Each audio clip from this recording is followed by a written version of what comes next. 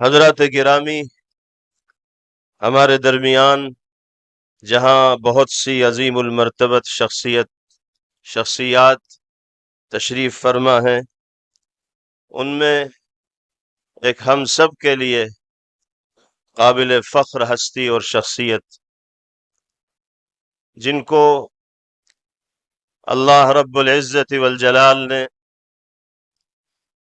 شرف و سعادت، عزت و شہرت، قبولیت و قابلیت کے مقام بلند پر فائز کیا ہے، اور جو صاحبزادہ محترم ہیں اس عظیم المرتبت شخصیت کے، جنہوں نے اس ملک کی آزادی کے لیے اور انگریزی سامراج کو ناکو چنے چبانے کے لیے، ان کو گھٹنے ٹیکنے پر مجبور کرنے کے لیے ملک کی جیلوں کو آباد کیا ہے، مشقتوں کو برداشت کیا ہے۔ جو شخصیت ہمارے درمیان تشریف لانے والی ہے خطاب کے لیے، وہ اپنی نگاہوں سے ان حالات کو دیکھے ہوئے بھی ہیں اور ان واقعات کو اپنے بزرگ والد مرحوم سے سنی ہوئی بھی ہے۔ میری مراد ہم سب کے مخدوم و محترم امیر ملت اسلامیہ، امیر الہند، صدر جمعیت علماء ہند دارالعلوم دیوبند کے صدر المدرسین حضرت اقدس مولانا سید ارشد مدنی دامت برکاتہم العالیہ ہیں۔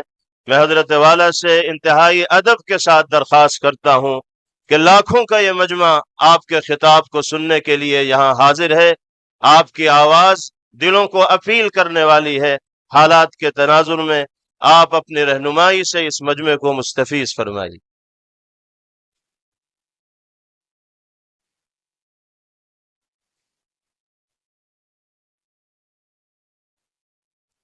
بیٹھ جائیے، سکون کا ماحول بنائے رکھیے، اطمینان اور سکون کا ماحول بنائے رکھیے۔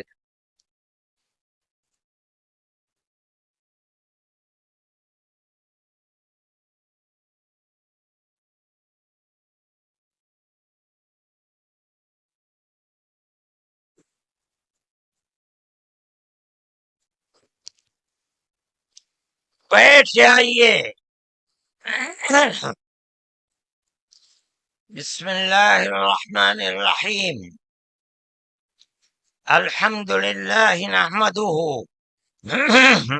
ونستعینه ونستغفره ونؤمن به ونتوکل علیہ ونعوذ باللہ من شرور انفسنا ومن سیئات اعمالنا، من يهده الله فلا مضل له ومن يضلله فلا هادي له، ونشهد أن لا إله إلا الله وحده لا شريك له، ونشهد أن سيدنا ومولانا محمدا عبده ورسوله، أما بعد۔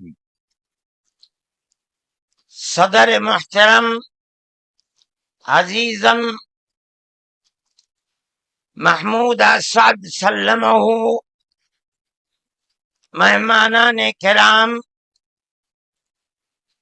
دوسرے دھرم سے تعلق رکھنے والے بنیادی حضرات، مسلمان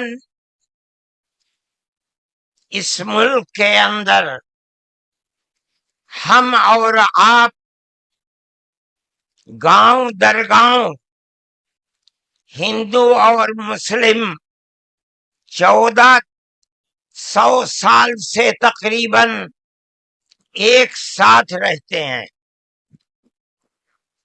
ہمارا کوئی اختلاف نہیں۔ ہم نے کبھی کسی دھرم کے آدمی کو اپنا دھرم چھوڑ کر اسلام دھرم کو اپنانے کی زبردستی نہیں کی۔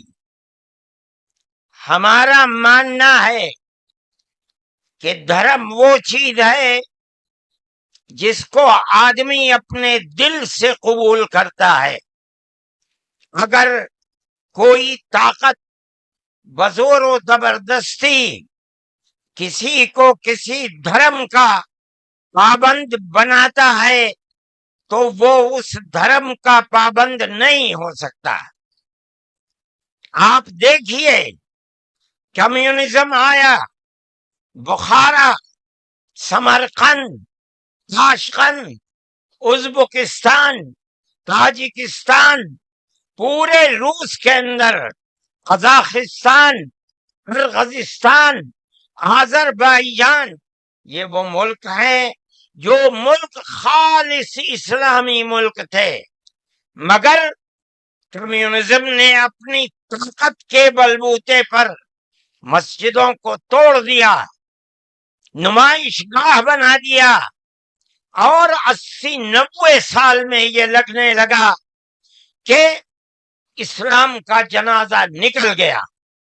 لیکن آپ دیکھیے کہ بزور و زبردستی کوئی دھرم ختم نہیں ہو سکتا۔ ایک فقیر ملک افغانستان کی دلدل میں دنیا کی سپر پاور پھنس کر دفن ہو گئی، ٹکڑے ٹکڑے ہو گئی، ختم ہو گئی۔ یہ ملک آزاد ہوئے اور مسجدوں سے پھر اللہ اکبر کی آواز بلند ہونے لگی۔ اس لیے کہ انہوں نے یہ سمجھا تھا کہ زبردستی اسلام کو تباہ کر کے، ختم کر کے، مسجدوں کو توڑ کر ملک ختم ہو جائے گا، اسلام ختم ہو جائے گا۔ ایسا نہیں ہے۔ کوئی بھی مذہب قبول کرنا انسان کے یہ اپنے دل کی بات ہے۔ دل اگر قبول کرتا ہے انسان مذہب کا پابند ہو جاتا ہے، اگر دل قبول نہیں کرتا تو اسلام اس مذہب کا پابند نہیں ہوتا۔ ہم اس ملک کے اندر ہندو مسلم کے ساتھ بھائی بھائی کی طرح رہتے ہیں۔ ہم نے ملک کی آزادی کے بعد بدقسمتی سے، ملک کی تقسیم کے بعد سے، ہم نے اس ملک کے اندر آپس کے اختلاف کو دیکھا، یہاں تک کہ اختلاف ہوتے ہوتے حکومتیں بدلتے حکومت بی جے پی کی آئی۔ ہم نے کبھی یہ آواز نہیں سنی تھی۔ ہم نے یہ بھی سنا کہ ان 20 کروڑ مسلمانوں کو گھر واپس کرو۔ یہ آواز اس سے پہلے کبھی نہیں آئی تھی۔ فرقہ پرست ذہنیت اتنی آزاد ہو گئی کہ وہ یہ سمجھتی ہے کہ ہم 20 کروڑ مسلمانوں کو پھر دوبارہ واپس کر کے اپنے گھر کی طرف لے جائیں گے، یعنی اس کا مطلب ہے کہ ہم ان کو ہندو بنائیں گے، اس لیے کہ ہندو ان کا گھر ہے، ان کے باپ دادا ہندو تھے۔ مگر میں آپ کو، یہاں کے دھرم گرو بیٹھے ہوئے ہیں، اور میں مسلمانوں کو نہیں، میں پورے ملک کے اندر میڈیا کے ذریعے سے یہ بات پہنچانا چاہتا ہوں کہ ایسا کہنے والے لوگ نہ اپنے ملک کی تاریخ کو جانتے ہیں، وہ جاہل ہیں، نہ وہ اپنے مذہب کی تاریخ کو جانتے ہیں۔ میں جو بات کہہ رہا ہوں وہ کہہ رہا ہوں اور صحیح کہہ رہا ہوں۔ میں نے اس مسئلے پر غور کیا ہے۔ میں یہ کہتا ہوں مسلمانوں کو یہ بات سمجھنی چاہیے، اور یہ دھرم گرو بیٹھے ہیں ان کو بھی یہ بات سمجھنی چاہیے کہ جس طرح اللہ نے سب سے آخری نبی حضرت محمد صلی اللہ علیہ وسلم کو عرب کی سرزمین میں بھیجا ہے، اس کی حکمت ہے۔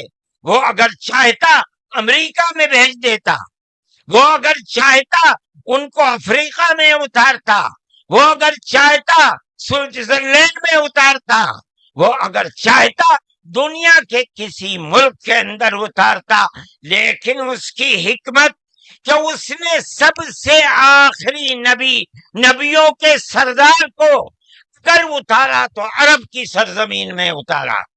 بالکل اسی طرح مسلمان اور ساری دنیا سمجھے کہ بالکل اسی طرح نبی اول الزمان کو حضرت آدم کو جو نبی تھے سب سے پہلے ان کو بھارت کی دھرتی کے اندر اتارا. اگر وہ چاہتا تو آدم کو افریقہ میں اتار دیتا. اگر وہ چاہتا تو آدم کو عرب میں اتار دیتا. اگر وہ چاہتا روس کے اندر اتار دیتا. لیکن نہیں، وہ بھی جانتے ہیں، ہم بھی جانتے ہیں، ہمارا عقیدہ ہے، حدیث سے عقیدہ ہے کہ آدم کو دنیا میں اتارنے کے لیے اس بھارت کی دھرتی کا انتخاب کیا گیا. ان کے پاس کوئی آسمانی کتاب نہیں ہے. میں نے بڑے بڑے دھرم گروؤں سے پوچھا کہ آدم جو سب سے پہلا آدمی ہے آسمان سے اتارا، اللہ نے اتارا، وہ آدمی کس کی پوجا کرتا تھا؟ کوئی نہیں تھا. دنیا کے اندر یہاں ایک آدم تھا. اس آدم کو کہتے کیا ہو؟ لیکن چونکہ کوئی آسمانی کتاب نہیں ہے اس لیے لوگ مختلف باتیں کہتے تھے. لیکن بڑے بڑے دھرم گرو یہاں تک پہنچے، انہوں نے کہا کہ ہم اس کو منو کہتے ہیں. صحیح بات ہے، ہم آدم کہتے ہیں، یہ منو کہتے ہیں. ہم آدم کی اولاد کو آدمی کہتے ہیں. انگریزی بولنے والے ایڈم کہتے ہیں، فارسی اور عربی بولنے والے آدم کہتے ہیں، اور یہ اس کو منو کہتے ہیں جو اس بھارت کی دھرتی کے اوپر اترا. ہم آدم کی اولاد کو آدمی کہتے ہیں اور یہ منو کی اولاد کو منش کہتے ہیں. سوال یہ پیدا ہوتا ہے، میں نے بڑے بڑے دھرم گروؤں سے پوچھا، جب کوئی نہیں تھا، نہ شری رام تھے، نہ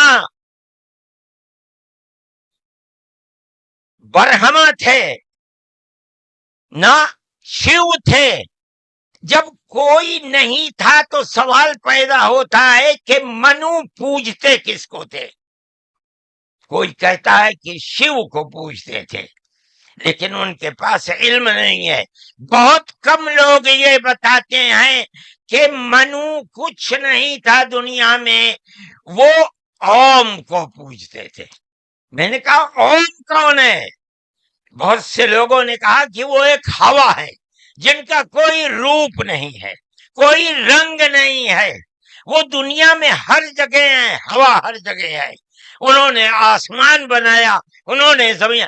میں نے کہا کہ ارے بابا، انہی کو تو ہم اللہ کہتے ہیں، انہی کو تو تم ایشور کہتے ہو، اسی کو تو ہم اللہ کہتے ہیں. فارسی بولنے والے خدا کہتے ہیں، انگریزی بولنے والے گاڈ کہتے ہیں. اس کا مطلب یہ ہے کہ منو ایک اللہ، منو یعنی آدم، ایک اوم یعنی ایک اللہ کو پوجتے تھے.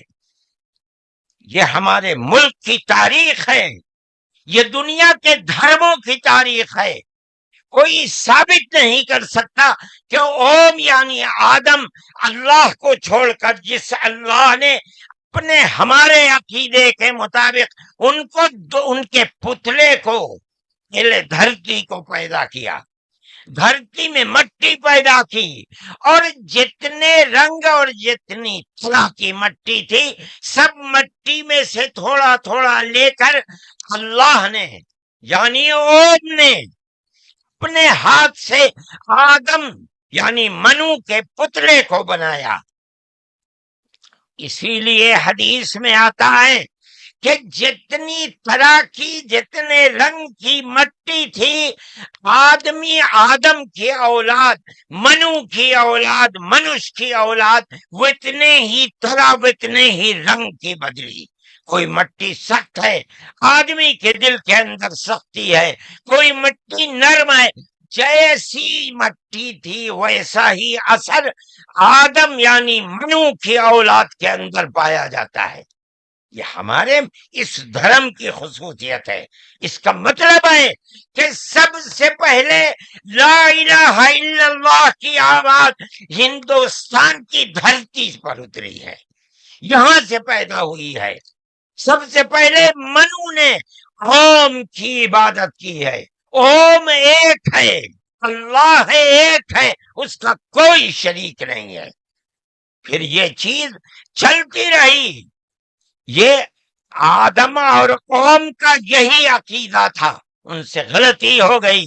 ہمارا قرآن کہتا ہے وہ پریشان تھے کہ میں اپنے اللہ سے یعنی اوم سے منو سے جو غلطی ہوئی ہے اپنے اوم اور اپنے اللہ سے معاف کیسے کراؤں. قرآن کہتا ہے اللہ نے ان کے دل کے اندر ڈالا فتلقى آدم من ربه کلمات فتاب علیہ. وہ بات کیا تھی؟ قرآن کہتا ہے ربنا ظلمنا انفسنا وإن لم تغفر لنا وترحمنا لنكونن من الخاسرین. اے میرے اور میری پتنی ہموتی کے مالک پالنہار، ہم سے غلطی ہو گئی، ہم نے اپنے اوپر ظلم کر لیا. اے اوم، اے اللہ، اگر تو نے معاف نہیں کیا تو ہم بڑے ٹوٹے میں رہ جائیں گے. اس کا مطلب ہے کہ وہ ایک اوم ایک اللہ کی عبادت کرتے تھے. یہ اس دھرتی کی تاریخ ہے. نہ اس وقت شیو تھے، نہ رام تھے، نہ برہما تھے، کوئی نہیں تھا. تنہا آدم اور منو تھے. وہ جانتے تھے کہ ان کا پالنہار کون ہے، وہ ان کی عبادت کرتے تھے. پھر اس کے بعد ان کی اولاد چل پڑی اسی دھرتی کے اوپر. انہوں نے چراغ ایک اوم یعنی ایک اللہ کی عبادت کا اس بھارت کی دھرتی پر دنیا میں سب سے پہلے جلایا تھا. کچھ دنوں کے بعد وہ چلے گئے دنیا سے، اپنی اولاد کو یہ سبق دے کر گئے. ان کی اولاد جانتی تھی کہ پالنہار کون ہے. قرآن کے اندر دو بھائیوں کا ذکر آتا ہے، آدم کی اولاد. ایک دوسرے میں لڑائی ہو گئی. ایک نے کہا لا قتلنک، میں تجھے جان سے مار کر ہی دم لوں گا. یہ دنیا کے اندر ہمارے آقا حضرت محمد صلی اللہ علیہ وسلم فرماتے یہ دنیا میں سب سے پہلا قتل ہے. دوسرے بھائی نے کیا کہا؟ لئن بسطت الی یدک لتقتلنی ما انا بباسط یدی الیک لاقتلک. اے بھائی، اگر تو مجھے قتل کرے گا، ہاتھ بڑھائے گا، میں تو تجھے قتل کرنے کے لیے ہاتھ نہیں اٹھاؤں گا. کیوں؟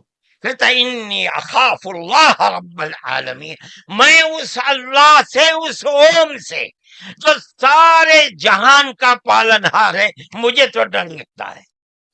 یہ کس نے بتایا کہ اللہ ہے اوم اور وہ ساری جہان کا پالنہار؟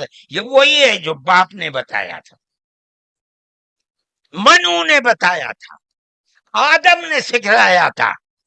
آدم اس دنیا سے چلے گئے، 10 20 25 50 100 پیڑھیوں کے بعد اولاد بھول گئی سبق، بائیں بائیں ہونے. اللہ نے دوسرا نبی بھیج دیا. کس کو؟ حضرت شیس کو بھیجا. دنیا کہتی ہے کہ ان کی قبر اجودھیا کے اندر موجود ہے. انہوں نے چراغ جلایا، اپنا کوئی چراغ نہیں، وہی چراغ جو باپ نے جلایا تھا. کیا؟ اللہ ایک ہے، اوم ایک ہے، اس کے سوا کسی کی عبادت نہیں. وہ بھی چلے گئے دنیا سے 10 20 25 50 پیڑھیوں کے بعد، وہ بھی دائیں بائیں ہوئے. اللہ نے تیسرا نبی بھیج دیا حضرت ادریس کو. انہوں نے کیا بتایا؟ اپنا کوئی چراغ نہیں، دین کا وہی چراغ ہے جو آدم نے اس دھرتی کے اوپر جلایا تھا. کیا؟ اللہ ایک ہے، کوئی اس کا شریک نہیں. کچھ دنوں کے بعد وہ بھی ختم ہو گئے. پھر چلتے چلتے پھر اولاد دائیں بائیں ہونے لگی، اللہ نے چوتھا نبی بھیج دیا۔ وہ کون؟ حضرت نوح۔ اس کو یہاں کے ہمارے برادران وطن کہتے ہیں، جو پڑھے لکھے لوگ ہیں وہ کہتے ہیں دوتو نبی، دوتی منو، دوسرے منو۔ کیا مطلب؟ انہوں نے 950 سال وہی چراغ جلایا جو پردادا نے جلایا تھا، منو نے اس دھرتی کے اندر جلایا تھا، مگر لوگوں نے مانا نہیں، بس دعا کی انہوں نے، ساری دنیا میں طوفان آیا اور ساری دنیا ڈوب کر مر گئی۔ بس ان کے 3 بیٹے جو ان کے ساتھ کشتی میں تھے اور کچھ عورتیں تھیں وہ رہیں، اس کے بعد پھر ان سے نسل چلی۔ ان کا پیغام کیا تھا؟ قرآن کہتا ہے وَلَقَدْ أَرْسَلْنَا نُوحًا إِلَىٰ قَوْمِهِ فَقَالَ يَا قَوْمِ اعْبُدُوا اللَّهَ مَا لَكُم مِّنْ إِلَٰهٍ غَيْرُهُ۔ اے میری قوم، ایک اللہ یعنی ایک اوم کی عبادت کرو، اس کے سوا کوئی اوم نہیں ہے۔ یہ چراغ کیسا ہے؟ نوح کا اپنا جلایا ہوا؟ نہیں، بھارت کی دھرتی پر جو چراغ جلاتا تھا اسی چراغ کو ہر نبی جلا رہا ہے۔ یہ ہندوستان کی خصوصیت ہے۔ پھر اس کے بعد نبیوں کا سلسلہ شروع ہو گیا۔ جس طرح نوح کو بھیجا، قرآن کہتا ہے وَإِلَىٰ عَادٍ أَخَاهُمْ هُودًا، ہم نے قوم عاد کی ہدایت کے لیے نبی بھیجے ہود کو۔ انہوں نے کیا پیغام دیا؟ یا قوم اعبدوا اللہ ما لکم من الہ، اے میری قوم ایک اللہ کی عبادت کرو، اس کے سوا کوئی معبود نہیں ہے۔ کون اللہ؟ وہی اوم جس سب سے پہلے جس کی عبادت اس دھرتی کے اندر کی گئی۔ پھر اس کے بعد قرآن کہتا ہے وَإِلَىٰ ثَمُودَ أَخَاهُمْ صَالِحًا قَالَ يَا قَوْمِ اعْبُدُوا اللَّهَ مَا لَكُم مِّنْ إِلَٰهٍ غَيْرُهُ، ایک لفظ کا بھی فرق نہیں۔ پھر قرآن کہتا ہے وَإِلَىٰ مَدْيَنَ أَخَاهُمْ شُعَيْبًا قَالَ يَا قَوْمِ اعْبُدُوا اللَّهَ مَا لَكُم، ہر ایک یہی کہ یہاں تک کہ میں تفصیل سے بچنا چاہتا ہوں، آتے آتے ہم بھی اسی طرح برباد تھے۔ جس طرح آج دنیا بھٹکی ہوئی ہے، اپنے اس دھرتی کے اوپر جو آواز اٹھی تھی ایک اوم یعنی ایک اللہ کی عبادت، دنیا ہٹ گئی، ہم بھی اسی طرح ہٹے ہوئے تھے۔ ہمارے برادران وطن نے 33 کروڑ اپنے جن کی پوجا ہوتی ہے انہیں بنا رکھا ہے دیوی دیوتا۔ ہم نے 360 دیوی دیوتا بنا رکھے تھے۔ روز آنا صبح کو اٹھ کر ہم ان کی عبادت کیا کرتے۔ ہم راستے سے بھٹکے ہوئے تھے، منو کے راستے سے بھٹکے ہوئے تھے۔ اللہ نے ایک یتیم کو پیدا کیا جس کا باپ جا چکا تھا، اس کو گود میں لیا اس کے دادا نے، 8 سال کے تھے، دادا بھی چلا گیا۔ دادا نے ہاتھ پکڑ کر کے اپنے بڑے بیٹے کے ہاتھ میں دیا، بکریوں کو چراتا تھا، لیکن عرب کے لوگ پڑوسیوں کے اوپر ظلم کرتے تھے، اس کا ویوہار بہت اچھا تھا، رشتہ داروں کو مال کو لوٹتے تھے، رشتہ داریوں کو توڑتے تھے، وہ جوڑتا تھا، غریبوں کی مدد کرتا تھا، ان کے بوجھ کو اپنے سر پر لیتا تھا، سچ بولتا تھا، جھوٹ نہیں بولتا تھا، کسی کی امانت کے اوپر دست درازی نہیں کرتا تھا۔ جب وہ 40 سال کا ہوا تو اس نے وہی چراغ جو بھارت کی دھرتی پر چلا تھا اس کو عرب میں چلایا۔ کوئی نیا چراغ نہیں ہے، اس کو سمجھو، کیا ایک دین کا چراغ، دین عقیدے کو کہتے ہیں۔ کیا مطلب؟ ایک اوم ایک اللہ کی عبادت ہوگی، اس کے سوا کسی کی عبادت نہیں ہوگی۔ منیب غامدی کہتے ہیں کہ میں بازار میں تھا، میں نے دیکھا کہ ساری دنیا خرید و فروخت کر رہی ہے، ایک آدمی ہے جو یہ کہتا چلتا ہے یا ایھا الناس وحدوا اللہ تفلحوا، اے لوگو ایک اللہ ایک اوم کی عبادت کرو سفل ہو جاؤ گے۔ میں نے دیکھا کہ اس ماحول میں کوئی مٹھی لیتا ہے، اٹھاتا ہے اور مٹی اس کے اوپر ڈال دیتا ہے، وہ دیکھتا بھی نہیں کسی کو۔ میں نے دیکھا کوئی تھوک دیتا ہے، وہ صاف کر لیتا ہے، کچھ نہیں کہتا کسی سے۔ میں نے دیکھا کہ پیچھے پیچھے ایک آدمی آ رہا ہے، وہ کہتا ہے یا ایھا الناس لا تسمعوا کلامہ انہ کذاب، اے لوگو اس کی بات نہ سننا، یہ جھوٹا جا رہا ہے، اور پتھر اٹھاتا ہے اور مارتا جاتا ہے اس کو۔ میں نے اس ماجرے کو دیکھا تو مجھے حیرت ہوئی، میں نے اپنے باپ سے پوچھا کہ ابا یہ کیا ہو رہا؟ کہا کہ یہ شخص مکے کا رہنے والا ایک قریشی ہے، محمد نام ہے، اور یہ کہتا ہے کہ مجھے اللہ نے نبی بنایا ہے، یہ اس کا پیغام دے رہا ہے دنیا کو کہ اللہ ایک ہے، اوم ایک ہے، کوئی اس کا شریک نہیں ہے۔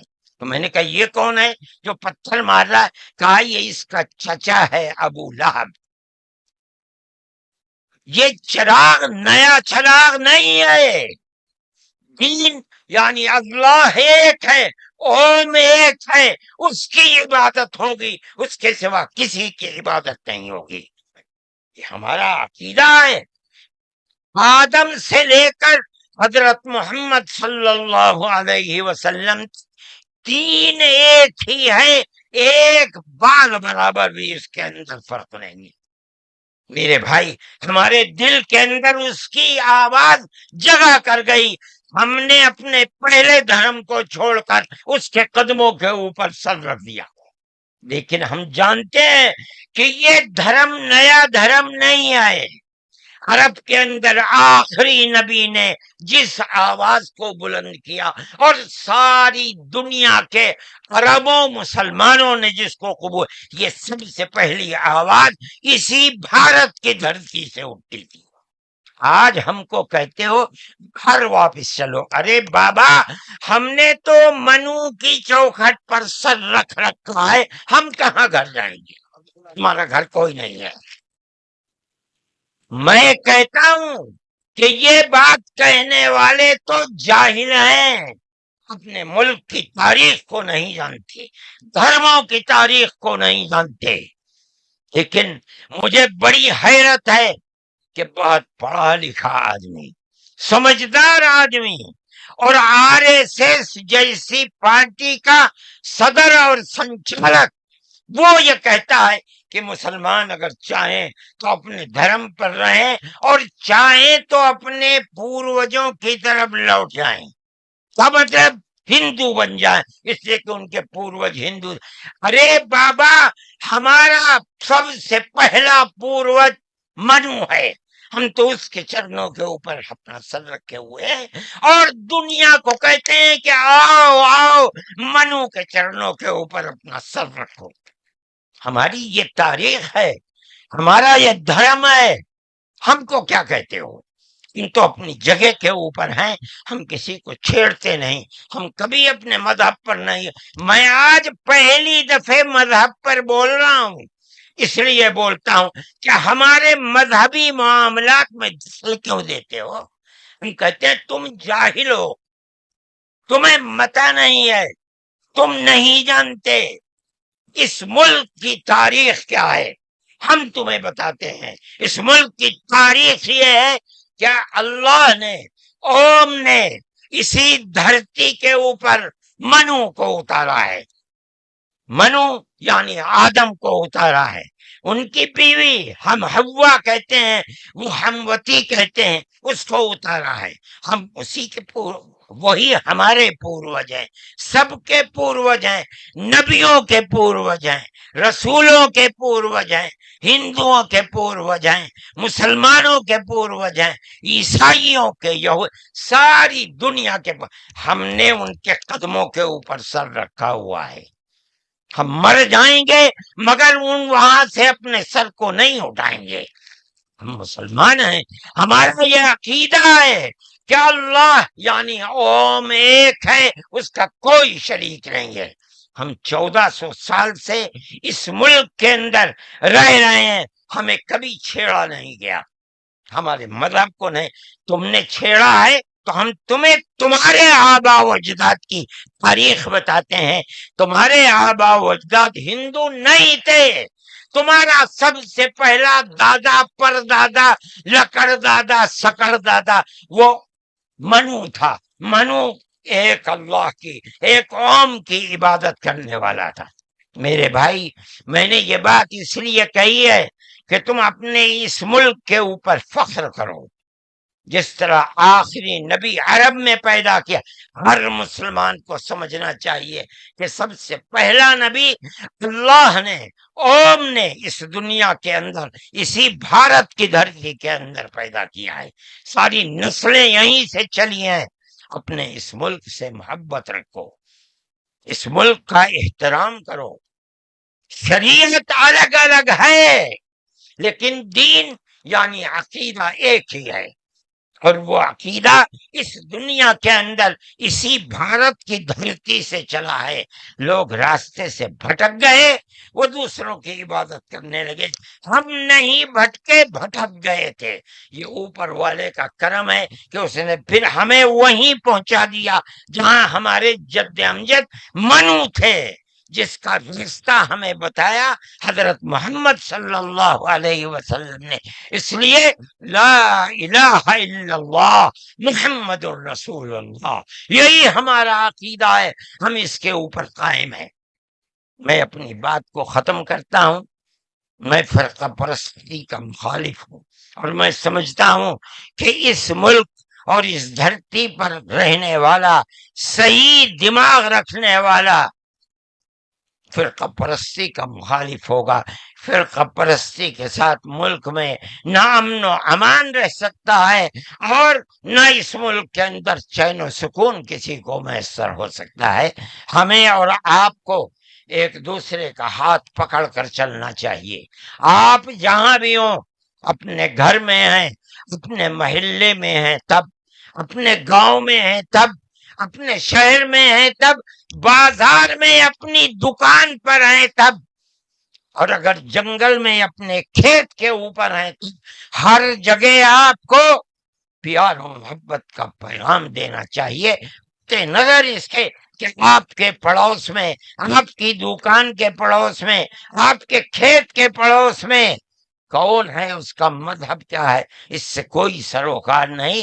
یہ ہمارا دین ہے، ہمارے آقا حضرت محمد صلی اللہ علیہ وسلم کا بتایا ہوا طریقہ ہے۔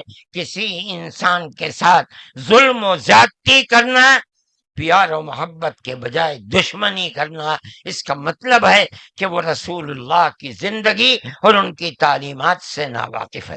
میں مولانا محمود صاحب کا اور آپ سب حضرات کا شکر گزار ہوں۔ موجودہ ملک کی صورتحال جس کا میں نے ذکر کیا، یہ تکلیف دہ صورتحال ہے۔ حکومتوں کا فرض ہے کہ وہ اس جنجال اور اس دلدل سے ملک کو نکالیں، اور اگر خدا نہ خواستہ ان کا ذہن تبدیل نہیں ہوا اور وہ اپنے اقتدار کی بنیاد پر آپس میں نفرت کے بیج کو مٹا نہیں سکے تو اس ملک کے مستقبل کے خیر نہیں ہے۔ میں ہی نہیں کہہ رہا ہوں، مجھ سے پہلے جو دھرم گرو کہہ چکے وہ بھی یہی کہہ کر کے اٹھے ہیں۔ سمجھنا چاہیے، اور اپنی زندگی کو میں آپ سب سے کہتا ہوں، اپنے مذہب کی تعلیمات کو سمجھ کر، رسول اللہ صلی اللہ علیہ وسلم کی تعلیم کو جان کر پیار و محبت کی فضا کو قائم کرنا چاہیے، ورنہ تمہارے مستقبل کی خیر نہیں ہے۔ اللہ ہمارے ملک کے اندر امن و امان کو قائم رکھے۔ ہماری وہ پرانی تاریخ جس میں ہم پیار و محبت کے ساتھ 1400 سال سے رہتے چلے آئے ہیں، اللہ ہماری اس پرانی تاریخ کو زندہ و جاوید فرمائے، اور فرقہ پرست ذہنیت جس فرقہ پرستی اور نفرت کا بیج بو رہی ہے، اللہ انہیں خائب و خاسر فرمائے اور ملک میں امن و امان قائم فرمائے۔ وآخر دعوانا ان الحمد للہ رب العالمین۔